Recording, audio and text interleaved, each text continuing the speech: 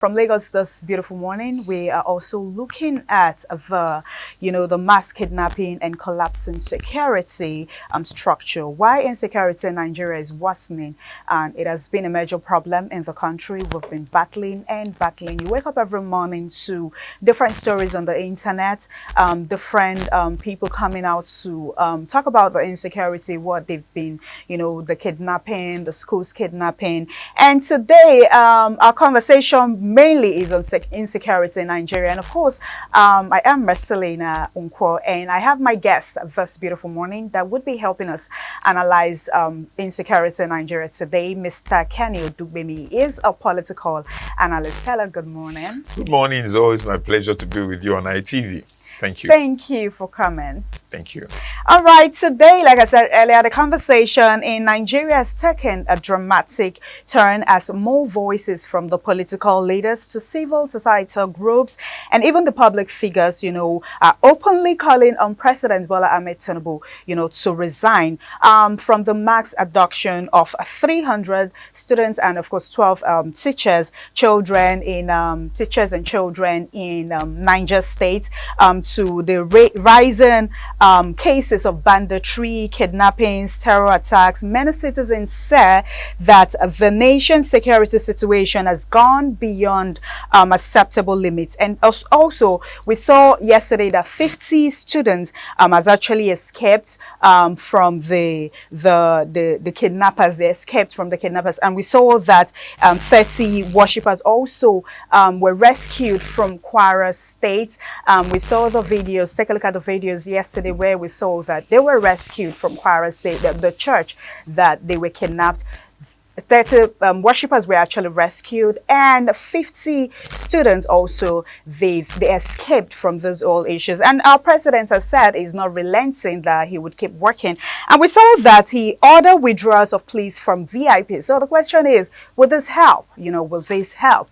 And we also saw that Gumi has come out to say that they're negotiating with these bandits, that they said, they're negotiating with them, that if we should that they are ready to drop their arms, that if we drop our arms, hope you're not going to be arrested. We're going to be getting benefits that other Nigerians have been benefiting. What they've been getting, we would get it. We're ready to drop our arms. And the questions most Nigerians have been asking is, are we supposed, in Nigeria, are we supposed to be negotiating with this bandit? We also saw that, I think 12, 13 teenage girls was also kidnapped or adopted in Borno in their farmland. They went farming and they were adopted by ISWAP. And a lot has been going on. Even few days in Benin City, also Edo State, we saw that 2 persons or so were also kidnapped and some persons killed.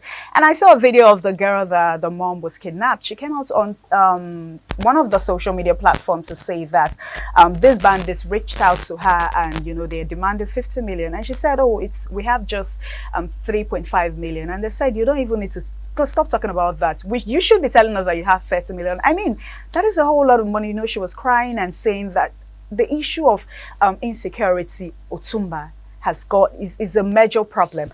And we keep waking up every morning, hoping that the situation will get better, but it keeps getting worse. Where have we been getting it wrong as a nation? Why are we still having these conversations, even after many years and several efforts, Otumba? Thank you very much for that beautiful overview of the security situation in Nigeria. Let me first address the issue of people calling for the resignation of the president. I will call them a joker. A joker in the sense that the issue of kidnapping has been in existence for over 30 years and is a recurring decimal. 2014, it happened during the time of Goodluck Jonathan. In fact, that was the time, that was the hyping of the whole insecurity, the hyping of in Borno, where you have Boko Haram, you understand. There's a kind of, we have to be very careful. We need to first look at the genesis of this scenario and how we've handled it so far, how successful administration have handled it so far. You are aware that the issue even started with the Maitasine group, that was silenced, that the issue was silent. Then it moved to another banditry. From that, there's a kind of metamorphosis that was happening. It moved to Shikrao, From Shekara, we now move to another advanced form of it. Look, if we had nipped it on board as at that time, it will have occurred. And now the essence of this thing, if openly, quite a lot of people have mentioned that most of all these Fulani that comes in now, they were brought in to aid election during Goodluck Jonathan. And what even actually caused a lot of problem was the issue of the Sahel nation. The Burkina Faso, the Mali, them, you understand, the Niger, them, the three Sahel nation, you understand. They're not with the ECOWAS. They are on their own, and those are the epic center. So for people to come and say they are calling for a skin of the president, I just look at them and say, mere joker, because it's a real constant. What we should look at is this: how has successful administration handled the issue of insecurity? How is this administration handling social security? And let's be able to look at the SWOT analysis, the strength, the weakness, opportunity, and threat, and be able to highlight, okay, where do we need help? Those are the issues which is a costing decimal. Anybody that comes to you, see, let me tell you, we should understand one thing.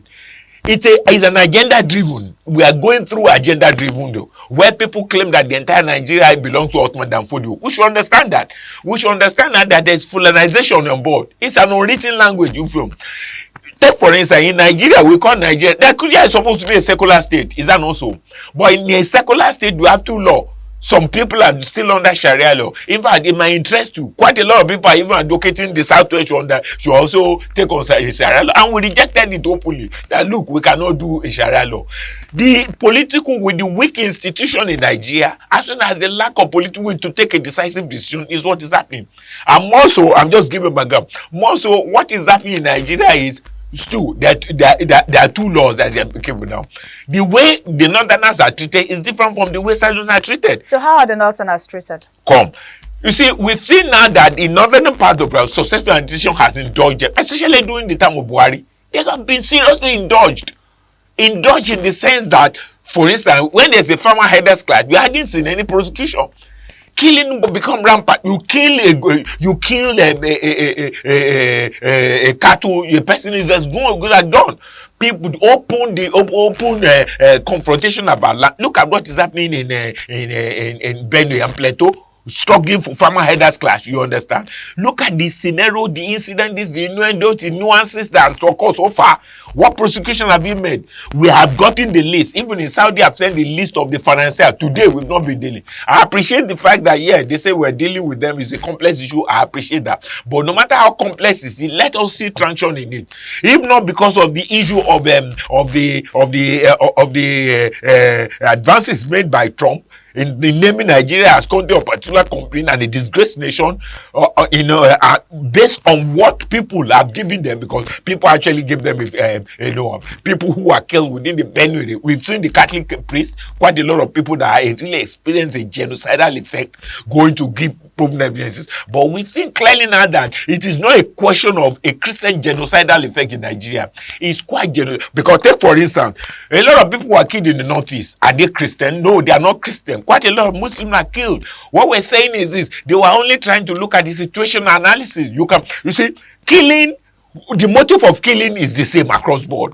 It is quite commercial. We should take that program. So Otumba, Gumi came out to say that they've negotiated with this terrorists, with a bandit, that they said we're going to lay down our arms only if we are getting the same benefits as all the Nigerians. We will lay down our arms, and also you people have to promise us that we won't be arrested.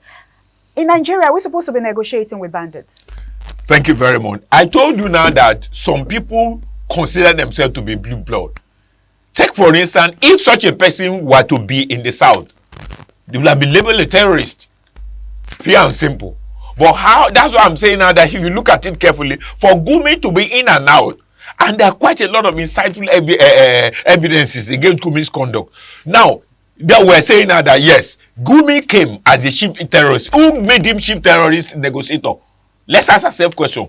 Who made him chief terrorist if he doesn't know about it? So you're saying that they are insiders working it's with complicit. In fact, let me tell you, Gumi, we're only directing attention to Gumi. There's what I call Gumi spirit, Gumi revolution.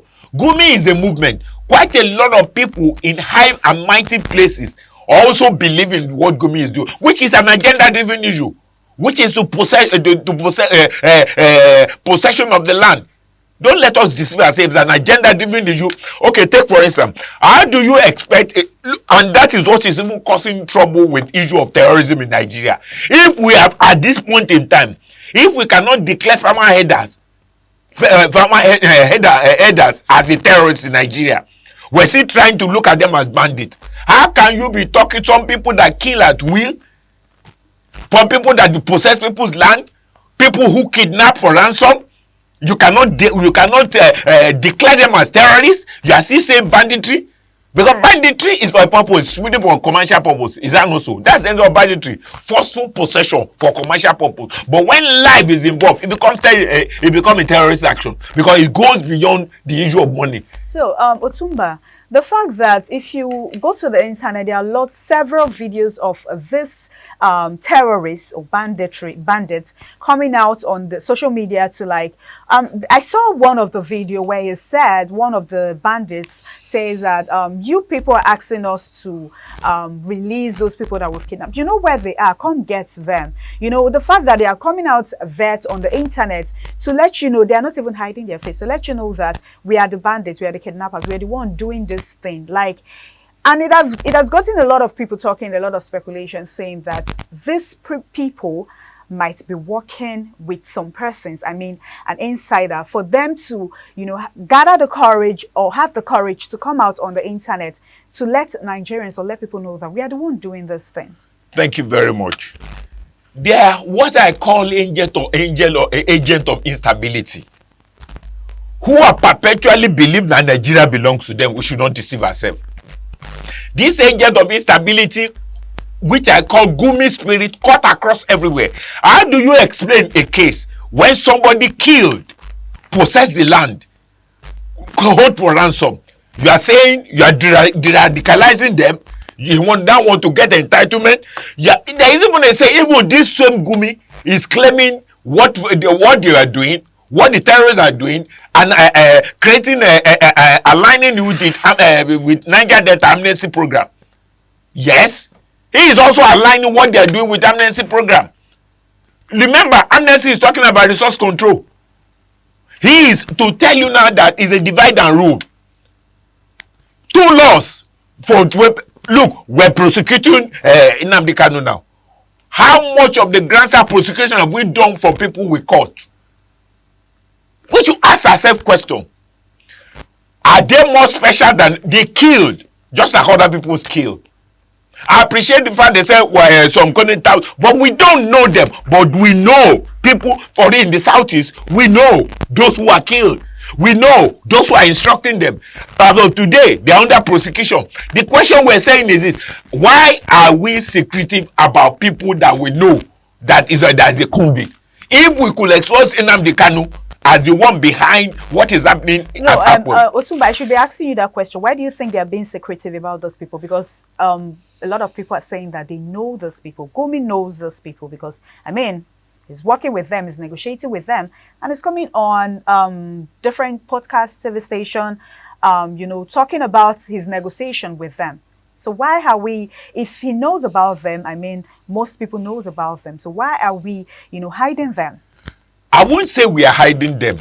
The government that came, through the Minister of Information, that it is true. In fact, NSA has addressed the issue in US after meeting with the House of Rep, the Raymond that Donald Trump asked to investigate the issue. He is saying now that they have some convict, they've been prosecuted, but do we know them? We don't know them. That's what I'm saying now, that look, in as much as we want to, you see, it's one thing to go to the international community and say and tender evidences, but we at home now must not be kept in the dark, because remember, it is people at home that are giving evidences over there for them to get against us. And also, that's why I'm saying that we now run a divided rule. The problem we have in Nigeria is the problem of extremely weak institution. Take for instance, let me give you why to substantiate myself. This is a recurrent decimal. It happened in 2014 when Goodluck was there. It happened in 2019 when Buhari was there. The same situation is happening there. There's a safe school project that was initiated. Trillions of naira were involved to actually ensure that, okay, they build a safety net and they have mechanism in place They establish a digital network to forestall, to frustrate, and also ensure that the teachers are taught anti-kidnap measure, and it is so that there's ought to have been reinforcement around the school. The question of today is that we now query the intelligence, because we're saying now that most of the incidents that happened, we had the knowledge that they had intelligence. There's intelligence of it. If we have intelligence, something is going to happen. For instance, the 25 girls that were kidnapped, they said some few hours to that time, the police who were there came, you understand, to check the condition of the place, and they left. And even the governor of Kebbi State even came equivocally to say now that there were proud intelligence information. The question is this: when there were intelligence information, let me try to analyze the complicity in this thing. Why didn't the principal of the school evacuate them? Why did they allow them to go and sleep? If they're intelligence. If they're intelligence, why wasn't there any reinforcement in that time to forestall it? If they're intelligence, these people were carried away and they walk along the road. People are there. It's not dark. It's around 4 a.m. I mean, the region. At least people will be on the road. The question we're saying is this: we are to, if we want to deal with this, it isn't that we cannot deal with this issue, but I'm saying that the political will to do it is a problem. And come to think of it, we've been saying that, and then two, our army, the soldiers that are usually overstretched now. What is the total number of armed force? It is less than 500, and you can see the number of recurrent killing. In fact, many people who for instance, the chief of army staff even said about 10,000 that were recruited, all of them gone, and they're saying they want to start enforcing it now. Are we saying the monster we cannot conquer? No, I don't believe, because Nigerian soldiers have been they have a long-term record. So at this point, would you say we need Trump, we need the US to come help us? No, we need international collaboration, not only US. We need international collaboration now, as it is time now. Because look, since most of the killing is political, let me be frank with you. There's no way those grandstanding issues will come without internal link, internal porosity. Which means there's a connivance between the Nigeria and people and the financial sponsors who are there. And the idea behind it, there's a recurring information that all these people are known. The question is why are we not taking it? Look, we cannot be negotiating with the terrorists. Exactly. It is not done. So for them to even get, which means we now need international dimension. There are some things we cannot handle. We should be very careful, because look, people in Nigeria are conscious of power. Nobody wants to lose election. Look, election is around the corner. By 2020 by 2026 expiration, 2027 election will come around February. Election will occur, because they are trying to drag the ball. They are trying to draw it to November, to November, December in 2020. But as of today, the irony is that it's going to be in February. What is it? Which means by the time we finish this year, we're almost entering election year. If somebody want to contest for a position, or want to actually legitimize his position, or want to be involved, want to retain his position, if you take, because there's a general consensus that it is the North to have the highest vote, which I believe is not even correct, because there are 19 states in the North, and we have 17 states in the South. You understand? Abuja is as the center. The notion, the question we're asking, that's why I query the legitimacy of the political will. We've been talking about a census. We have not organized census over 20-something years. Okay, before we go there, let's talk about what Ganiu Adams says when he says what is happening in Kogi, Kebbi, and other states. They are just a test ground. I mean, it tips in the icebergs. That the real target is Oyo, Ekiti, Ondo, and Lagos State. What would you have to say about that? That one has been recurring. It's not just now they've been saying that.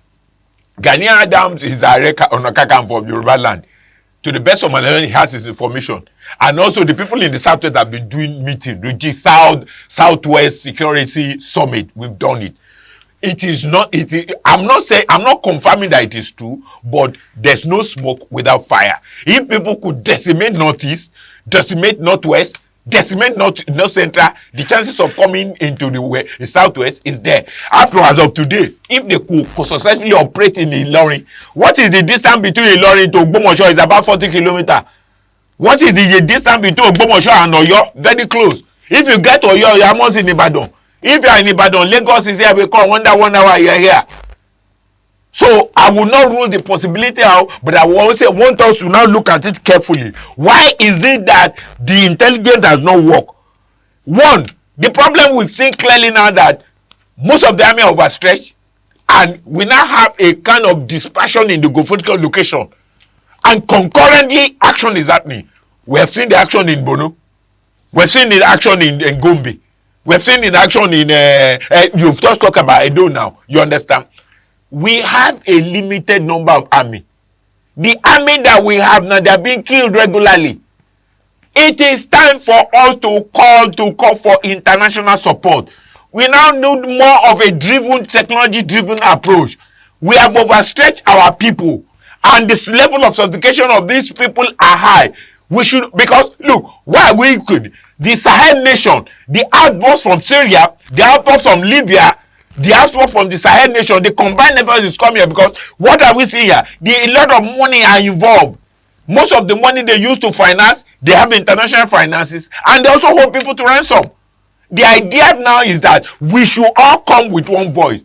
The problem I have now is this: people are too political about this situation because it has not happened to their family. It has not happened to their family. If it has happened to family, they will sing another better story. Instead of us coming with one voice to say condemn this thing, let us condemn in entirety what has to do with terrorism. Farmer headers class is a terrorist, pure and simple. Okay, Otumba, good analysts. Let's talk about the fact that Tinubu has ordered withdrawal of police officers guarding VIPs, recruits 30,000 officers. What is your take on that? Do you think that will help or it will work? It's just crashing. That one is just crashing. You see the people the people that are enjoying life, people that are enjoying life, that are sleeping in AC, how would they be able to adjust to do the comeback? What level of training do they have? People that value their life. I'm saying it's part of it. It's just crashing. It's a measure. But is that the whole? That is not. We have been talking about community policing. We have been talking about restructuring police. We have been talking about regionalizing. We have been talking about the only thing we do. Why is it that we can easily get a wildlife people to do wildlife and be forest guard, and yet we cannot? Why can't we decentralize police? Policing, let me tell you, the problem we have in this country is this: we have overstretched army. Is army supposed to be totally involved in internal security? The answer is no. The army are supposed to be for the external security and occasionally coming to reinforce what we have.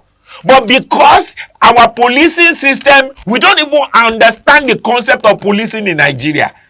Or the way we do the administration of policing is just something that will not bring good results. So what do you think the government needs to do now? The way government needs to do now is one, there's a need for us to decentralize policing. Look, there must be policing that will come under conventional police that will involve in civil issues, criminal issue. But we have military police, we have paramilitary. Those military police and paramilitary should come together to reinforce against internal security and also reinforce to support the army. And there should not be a silos, because what I see in this country, there's a complete silos in the sense that, look, there are three ways we can fight terrorism. We can do territorial terrorism, which the army do, confrontation. We can also do the airspace. Why are we buying so much firepower and we're not using it? For instance, there's a bomber jet that can go as far as 20,000 feet over there with a kind of radar camera that can cover you, that can even locate the people. Remember, during Goodluck era, Goodluck actually solicited the cooperation of US under Barack Obama. They provided some support, but when they engaged with our people to be able to find a long-lasting solution, and they thought they were going to gaslight the people instead of to be able to pick them, as at that time there were leakages in information, and at the time that the people were even putting nose masks. So that means there's a kind of breach of trust in it. So the question we're saying now is this: it is time now that we Nigerians should come out with one voice. It is not It's just Asiwaju's problem alone. Asiwaju happens to be the leader. Anybody calling for his resignation is being political, he's being sheepish, he doesn't understand what I mean, he's not patriotic. This thing must be taken as our problem. We should declare any other thing as terrorist action, and all of us must have to consider the for. You said at this point when Nigeria needs to come out in one voice. Yes. How would that help to tackle insecurity? Now, how it will happen is sensitization and awareness. You know, you cannot tackle insecurity from kinetic point of view. It is not by power. Even the use of power is really dominated by political will. The problem we have is most of the firepower we've acquired, are we using them? Why did we acquire so much of firepower? Where can you? If people are on the ground, how can't they use bombing them from up? But we're still, you understand, and remember, why there is a rampant kidnapping is that now the people are aware that we're trying to solicit international community that will come through the airspace. They're only using those children to cover up because they don't know, because they have had army threatening that they will come. You understand? Yeah. And they know when they say they will come, because the incident will still, look, they are provoking, it's a provocation. Look, it's an internal issue, and it is the internal nuances and nuisance that is related with the standard. Until we do naming and shaming, until we have an international community who will be able to pick people that are aiding the financial supporter and also come to Nigeria, help us to pick, you understand, and draw a can. But all those things cannot happen if we in Nigeria do not come with a one voice. So, Tumba, you do not think that the federal and state government, they are coordinating effectively of tackling insecurity? They are putting up their best. I'm not saying how effective is another thing entirely. Are they trying their best? They are trying their best. Is their best good enough? It's not good enough. Are they coordinating enough? They are not coordinating. If they are coordinating enough, they should be able to limit it. The question we're saying is this: we need, since we know now that it is the problem at home, the internal nuances and nuisance, the people agent of instability that are conical. Let us first, so what we should first do is let the government deal with the financiers civilly. Because as long as they deal with the financiers, they won't be able to postpone equipment. Is that not so? These people are living life of pleasure. They have equipment, they have almost everything there. Once they don't have somebody that is financing them, we'll be able to trap them. No, once they don't have somebody that is financing them, so how would they do? So you think there's somebody financing? Oh yeah, they're financing both internal and external. And from the best of my knowledge, they said they know. Why are we still allowing it to go? They come with sophisticated weapons to kill our people, and we're still here. Some people who are calling for resignation don't know what. It's because their family is not involved. So how many of them are paying ransom? Otumba, calm down. Calm down. It's very painful. I understand. It's painful. I mean, people waking up every morning and you're scared. You're going out, you're scared. You don't know what will happen next. You don't know. Life, you know, the mortality rate is coming up. People have had, can you see heart attack? So many heart attack is coming up because you're not even sure. You're not even sure of your neighbor you live with. Okay, at this point, thank you so much, Otumba, for your contribution, for helping us analyze this particular topic. We're calling on the president, we're calling on the government to help us. You know, we want a lasting solution on insecurity in Nigeria. This is all we've got for you from Lagos, our Lagos Network Studio this beautiful morning on TMI. I am Marcelina. Once again, thank you so much for coming. I am Marcelina Unkwa. Would be handing over to Benin for the continuation on TMI. Just stay.